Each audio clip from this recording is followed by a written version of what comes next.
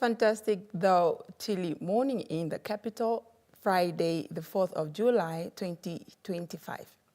Greetings to you, the amazing GIC viewers and listeners within and beyond the borders of the Republic of Namibia. A very warm welcome to your Friday morning edition of the Information Sharing Session, coming to you live from the Government Information Center studio with me, Heleni Felepe-Samunyela.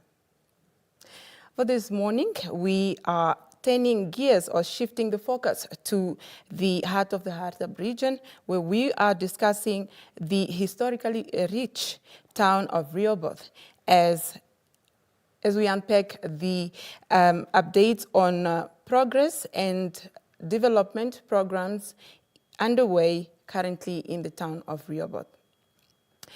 But before I welcome our studio guest for this morning, as is the norm, I'd like to pause here and extend a warm invitation to you, Namibia, to be part of this discussion by following the conversation on our social media platforms, where we are currently streaming this show live. Now on Facebook, we are at Ministry of Information and Communications Technology, or alternatively, you can stream us live on our YouTube channel, and our handle there is MICT Namibia. Be part of this discussion. Add your voice to this conversation by posting your comments, your contributions on all our comment sections on our social media platforms where we are currently streaming this show live. Now, without further ado, please help me welcome my studio guest for this morning, Honorable Jackie Kariseb. Honorable Councillor, welcome back to the Government Information Center, actually, because you are now a regular here. Thank you so much, Eleni, and I feel right at home. Thank you, and good morning to the viewers also. All right.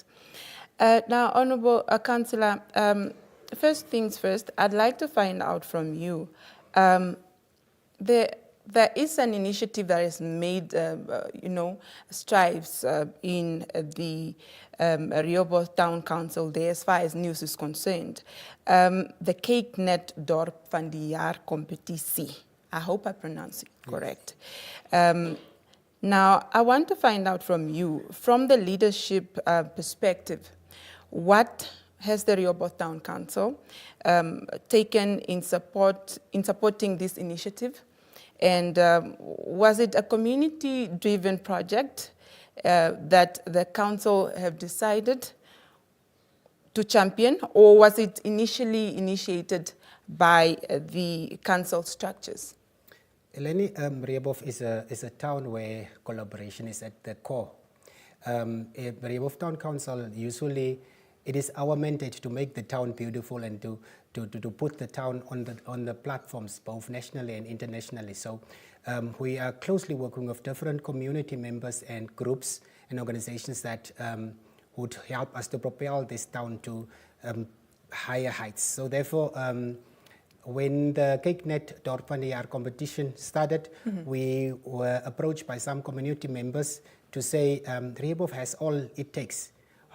Is it possible that we can participate? And as the local authority, we said, go ahead, and we'll support you with logistics and all other sources. Therefore, we participated in the first round, and then we decided to beautify our town in the same time, availing our machinery, our tools, and then we clean up the town, and we put systems in place so that our town can really compete in that competition. So it was both a collaboration between the community members and the local authority itself. Okay. Now, Honorable Councillor, looking beyond the event itself, what long-term gains does the town of REHOBOTH envision from this exposure? And on a national platform, of course, for this platform initiative, that we are talking about, the Cake Net. We want to stand out. REHOBOTH Town Council and its local authority is a council that really wants REHOBOTH to stand out, and we have done it in so many ways. We have started with being transparent and accountable in all our dealings. Our usual regular council meetings are live streamed, and all our residents and beyond and in the borders of REHOBOTH can participate. So transparency and accountability is the first thing that we strive for. The second thing is we want to showcase our town to both national and international investors so that they can, and we are strategically located, therefore we want to propel our town and put our town out there so that investment can come to our town. And we are not a council that really sits and wait. We are a council that go and get. All right. Now, Honorable Councillor, are we looking at more tourism investment or something even broader? Yes, exactly. We are looking at more tourism investment. We are again so grateful for our central government that always favors Rehoboth in so many ways. For instance, if you look at the Rio Spa, that is a historical tourism place, and then we were able to revive it to an extent. And then our community members are also played a very big role in reviving that. So that is one of our attractions that we would like our communities and national and international visitors to come see. We have many other, Acacia Vote for instance, we have Lake Wanop, we have so many tourism activities and destinations that the local tourists and also international tourists can come and see. So we are propelling our town both for investment, tourism, and we are inviting everyone to come and see what we are doing to our town. And I should say at this juncture that our community owns the town, and our community really stretch out the, when the council stretch out the hand, they are already there to take our hand. So we are, it's a collaborative effort in terms of council and the residents of Rehoboth. All right. Now, shifting gears away from the cake net competition, let's talk infrastructure. I understand there is an opening of Dr. Hage Geingob Road, which is a major development, of course, in the town of Rehoboth. Could you please tell us when the road will be, when this opening is scheduled to take place, and who will officiate this event?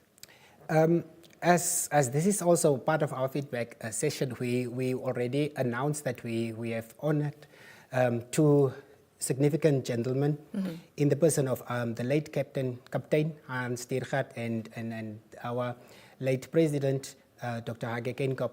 And we are very excited to honor these two gentlemen of naming a road.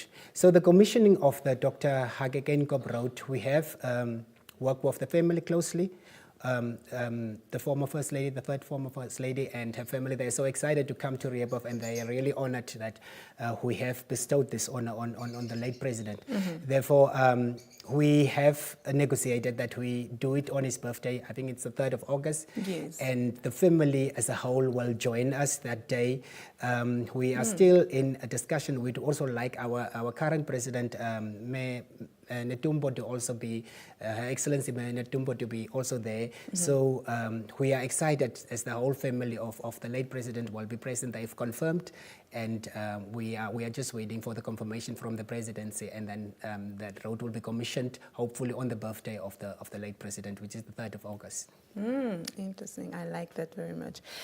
Now, from the communications point of view, how is the council ensuring the involvement of the community in this, very auspicious event, if you ask me?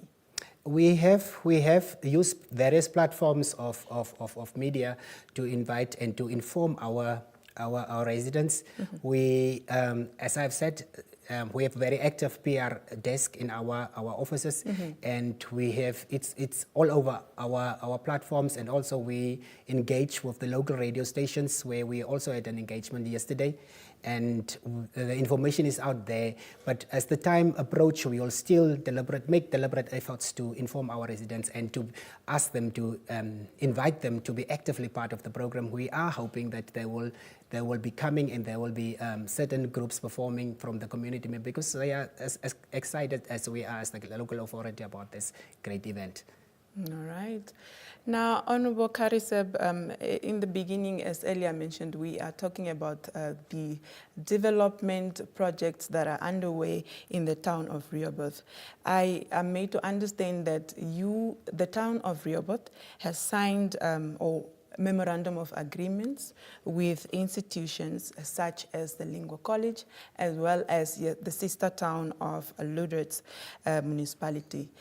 Briefly talk to us about these MOUs. What was the key highlights thereof? You know, in terms of Lingua, we are really excited. We want Lingua. It was again in the portfolio of education and PR. We went out a month ago, 2 months ago, and then we approached all higher institutions. The reasoning was that we need to bring higher learning institutions to REHOBOTH.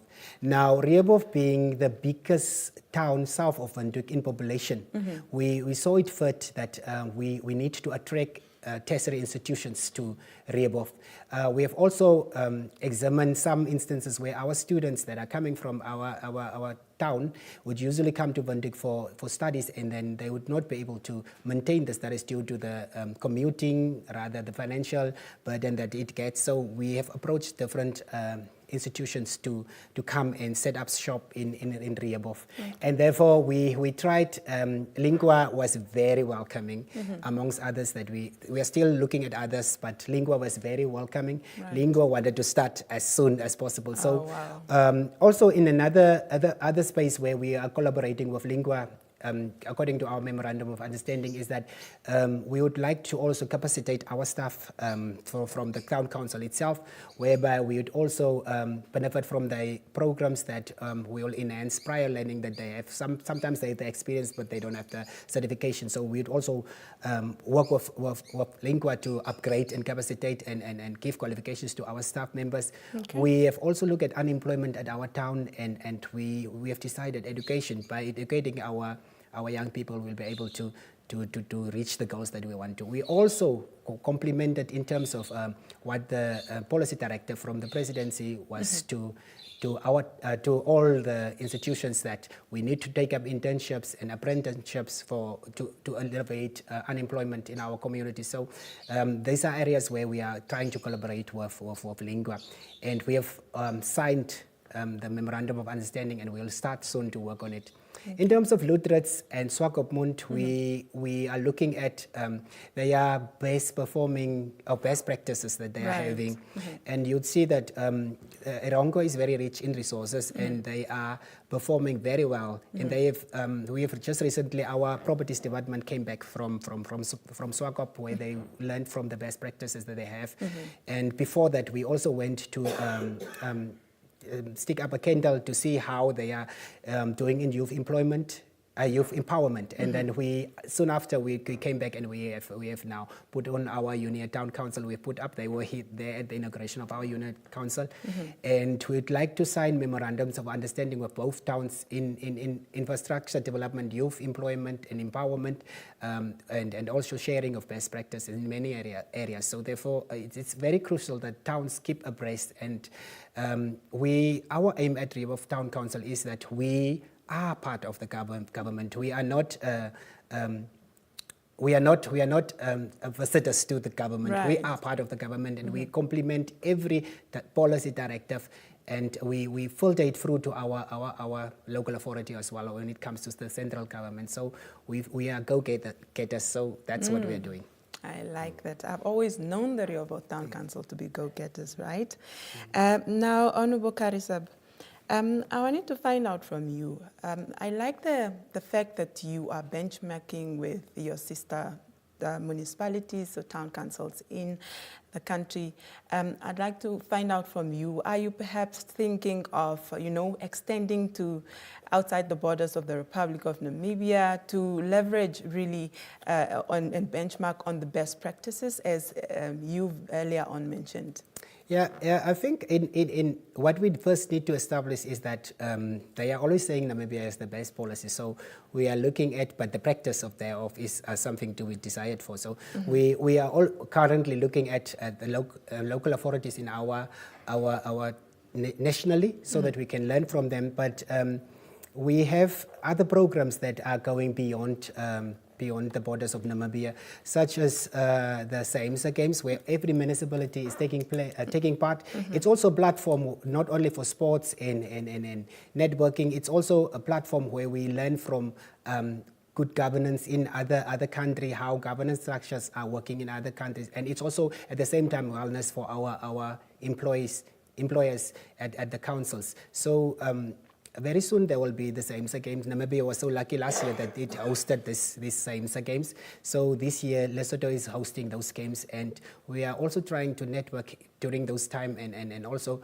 learn from the best practices beyond the borders of Namibia. But currently, we have towns that are really doing good, so we are learning from our sister towns in Namibia. Locally. Yeah. Okay, very well noted, Honourable Councillor. You are doing well. Thank you so much. If I say so myself, right. Now, Namibia, you are tuned into an information sharing session here at the Government Information Center, and that is with me, Hileni Felepa-Samunyela. Now, as earlier mentioned, I am joined in the studio by the Councillor, Honourable Jackie Karisep, pardon me for that, and he is one of the movers and shakers in the REHOBOTH Town Council, and he's at the center of development in that town. And as earlier mentioned, we are talking or updating the nation on development programs currently underway in the town of REHOBOTH. Now, you too can be part of this discussion by following the conversation on our social media platforms, where we are currently streaming this show live. Now, on Facebook, we are at Ministry of Information and Communications Technology, or alternatively, you can stream us live on our YouTube channel, and our handle there is MICT Namibia. I'm keen to hear from you as to what contribution you would make to this very important topic of discussion, if you ask me. Now, back to our discussion, Honourable Karisep, I'd like to find out from you, away from all this MOUs and CakeNet competition of the year, I want to find out from you. Last time when you were here, we were discussing about the alienation program. I'd like to find out, seeing that we are updating the nation, how far you have gone with that. Has it kicked off? What progress has been made in that regard? We should say that that is one of the programs that we are so proud of as a REHOBOTH local authority. We were able to restore dignity through providing title deeds to our community in Block E, specifically what we call the Steenhuise. We have recently give out title deeds to them, and the program is ongoing. And by Monday again, we will have another bunch of homeowners that will receive title deeds at our council. The challenge is that we have the bunch before this one. We gave out title deeds, but the community did not come back to write off their debts. So we invited them yesterday through our local radio stations and indigenous radio stations to come and when they receive the title deed, they assume everything is now fine. So with the title deed, you come to the council, and then they are writing off the debt, and then you are starting on a clean slate. That program also was sponsored and written off by the central government. So we will have our next group of people that will receive the title deeds on Monday at 9 o'clock at our premises, which we have changed the strategies to ensure that the people go to the finance department to get the debts written off. So we'd have the ceremony at our premises. We'll give out the title deed, and then we'll also escort them to the finance department so that they can write off the debt. So the program is ongoing, and people are really happy to own houses in REHOBOTH for the first time after 43 years or so, to call their own. So alienation is ongoing. The only problem is that it is not only handled from our offices. It has to go to the finance ministry, then it has to come back to the deeds office. So it's a lengthy process, but we're progressing so well. Okay. Honourable Karisep, are you in position to tell us how many title deeds so far has been handed over to the residents? I have just checked with the properties department, and they say they are at 110. Okay. So we are hoping to have 10 more that will be handed over on Monday. So we are progressing for now. We have 110. So of the Mondays one would be around 120, but we are progressing. It's a weekly thing, so we are grouping it and then we'll hand it over. Okay. Now, of course, you've earlier on mentioned the response from the residents. Are you sensing some sort of, happy and liberating that they now have title deeds of their own? There is one thing that the REHOBOTH community is very, very proud of. It is historical. It was something that they would really not be wanted to be reminded of, because there were, you remember during that time the regime just took their homes and then sent them off, but they to that particular part which is called Block E, but they could not own, because those property belonged to the town council after independence. So they are very, very happy, and you'd see some of the last time we handed over title deeds, you'd see some of the old ladies that are nearly 80 and so on. They were crying, and it was tears of joy, because by now they are owners of homes. So it's a program that is very fulfilling, and the residents were really happy and are happy to own these properties and to call it home. All right. Thank you, Honorable Karisep, for that information. And now, away from alienation program, I want us to talk about, to shift gears to the revival of the Build Together program. Now, many Namibians still view the Build Together program as a beacon of hope for affordable housing. Is the REHOBOTH Town Council looking to revive this program? And if so, what steps are already in place to ensure that it kicks off? REHOBOTH Town Council, like many other councils in Namibia, has a very big backlog of housing. And we really appreciate the partners that plays a part in providing decent housing to our communities. So Build Together program is a beacon of hope, as you have mentioned, to many communities members in our locality. We have revived the program. We are going to start soon with building at least 8 houses that we have identified. That is the approval of the council already, and we have also met with the beneficiaries for now. What was a major stumbling block was that it is a revolving account that needs to keep. The beneficiaries needs to pay back, or pay at least the near amount of highest would be 500, then to keep the fund revolving so that we can take on more beneficiaries every time. We have a challenge of those that benefited from the program that did not pay, or that are very slow to pay, but we had a meeting with them and they are willing to pay for that program. So we have revived. What we did was also, we want the program to be successful, and we don't want any administrative delays. So we sent last week our properties division to Swakopmund, where they have learned a lot, together with our technical manager, which is the head of that division, which is the head of Build Together and many other housing programs.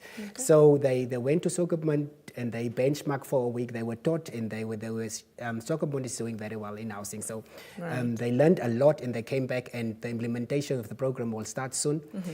What I need to say is that there is a waiting list, and we are working on that waiting list. But people that applies to be part of the program, we are also enrolling them, but we will work on the waiting list that is already existing. So people need to be very patient. There are also many other programs that people can take part in.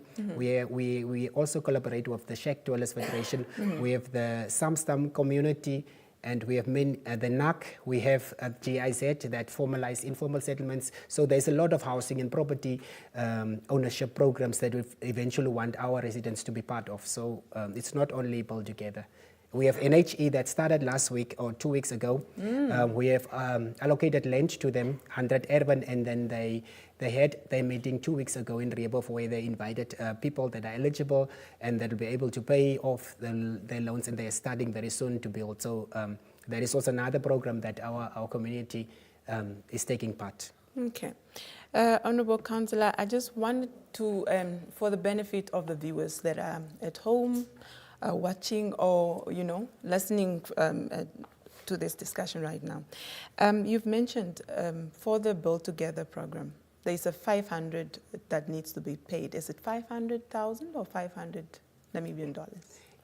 I need to clarify it. You know, when you get the loan, you have installment to pay.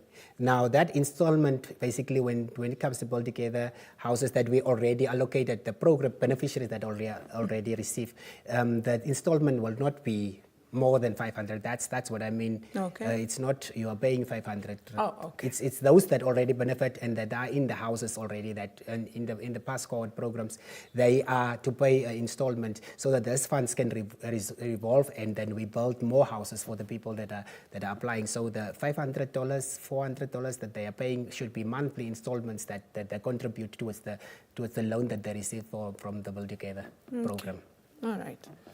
Thank you, Honourable Councillor. Now, you've earlier mentioned that you have experienced challenges as far as reviving the Build Together program. I want to find out, how is the Town Council dealing with those challenges, and how fast actually can that be done, because it would hinder then the progress of this program kicking off?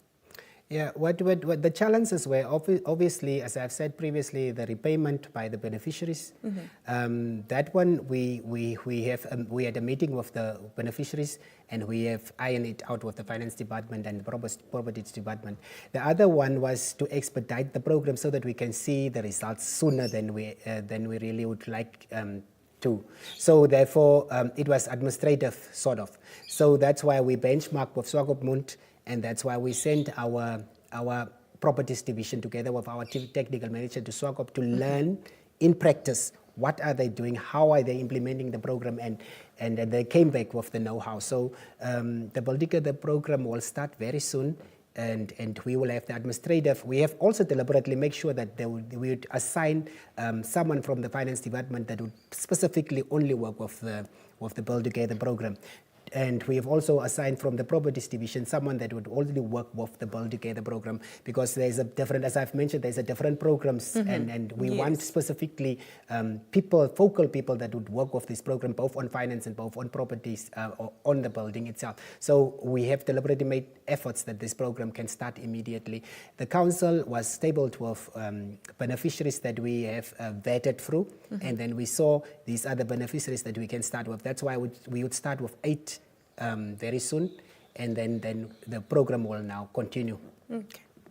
Now, Honourable Kariseb, I know that at REHOBOTH Town Council, good governance is one of, the ethical practices that you do there. I want to find out from you, how will the council ensure transparency and fairness in the re-implementation of the Build Together program? REHOBOTH, like many other towns, has its flaws. We should not shy away from it. But we are trying to be accountable and transparent. So, as I have said, by ensuring that the right person benefits from this program, we had a waiting list. Now, the properties division, together with the portfolio councillors, will sit, and then they will vet the process or the applicants, and then they will reason out why this applicant, when did they initially apply.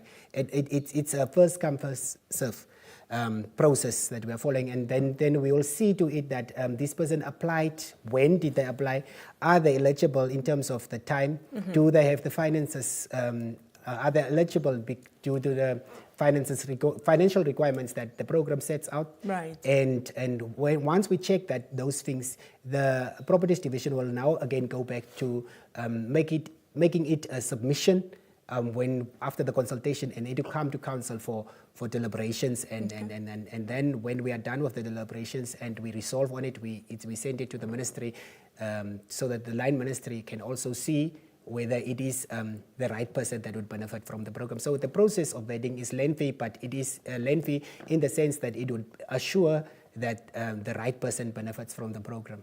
All right. Thank you, Honourable Councillor. Fair enough to that. Now, away from the Build Together program, I want to find out the Rio Spa project, right? Phase 2 has been eagerly anticipated in the town of REHOBOTH. Could you kindly share with us the current status of this development, and when it is expected to officially open? The Rio Spa is an exciting program, and everyone is so excited. When are we going to open? We have received, as I've said previously, around 6.3 million from the government. The first phase is finished. That was the reviving of the swimming pools and then the braai areas. And I should say the then mayor technically put herself on the line and worked very hard on the reviving of the Rio Spa. So the phase 1 is complete, and the phase 2, we are busy with the procurement process as to, that is now the reviving of the bungalows and all the other areas. I recently, we had visitors from some ministers that visited us to check on phase 1, and they were so excited, and they saw the progress that we are doing there, and you'd see the community has put in so much in phase 1, and now we are inviting the community again in phase 2 to partake and make it. It's a national treasure for us. If for the lack of a better word, it's a treasure for us as a REHOBOTH people, and we are anticipating that it will be finished. We promise that the phase 1 will be opening after winter, so we are still there. While the phase 2, the bungalows and overnight places are revived, we will open the swimming pool for the public after winter. So that's what we are anticipating, and the procurement process in the meantime is running for how to revive the bungalows and all the overnight spaces and places. So we are on par and on time, but the swimming pool and the playing grounds and the braaiing areas will be opened very soon after the winter for the community to benefit. Okay, so confidently we can say it's probably 85% completion? 85% completion on the swimming part site in the bungalows and the braai area, not the bungalows, the braai area and the swimming pool. The infrastructure, we checked on the infrastructure recently, and the infrastructure quality of the buildings that are there is, although they are vandalized, they are still there. So it will not be that much of work. But we have the funds that was available by the central government. We have but the process of procurement needs to be followed through. So that's what we are waiting for. So I think with the overnight, by the end of the year, we'll be able to open the whole Rio Spa to the community. But for the swimming pool and the other braaiing areas, we anticipate to open by September after the winter. Okay, very well. Honorable Karisab, we are almost at the end of our discussion this morning, but I want to find out from you, from the community engagement angle, as far as the Rio Spa Phase 2 development is concerned. How is the council preparing the residents, especially in far as awareness creation is concerned, and also involving them? We would really actively like to involve the community like they were involved in the phase 1 of the Rio Spa. REHOBOTH is known as a town of builders, and we are also looking at how can we incorporate our own workers and artisans into making and reviving the Rio Spa. And that is what we are looking at when it comes to the procurement. But according to, we also need not to shy away from the Procurement Act as in its current form. So we are looking at the community awareness will be the task of the PR desk, and we are actively involved. That is one of the most active divisions in the REHOBOTH Town Council, and then we will be able to go out to the community through meetings, through the radio, through our annual monthly, or we are coming every second month to GIC to inform the communities. So that's why we are going to, how we are going to get the interest and also the involvement of the community in the Rio Spa Phase 2. All right. Thank you so much, Honorable Karisab. Before I let you go, any last remarks to the residents of REHOBOTH or Namibia at large?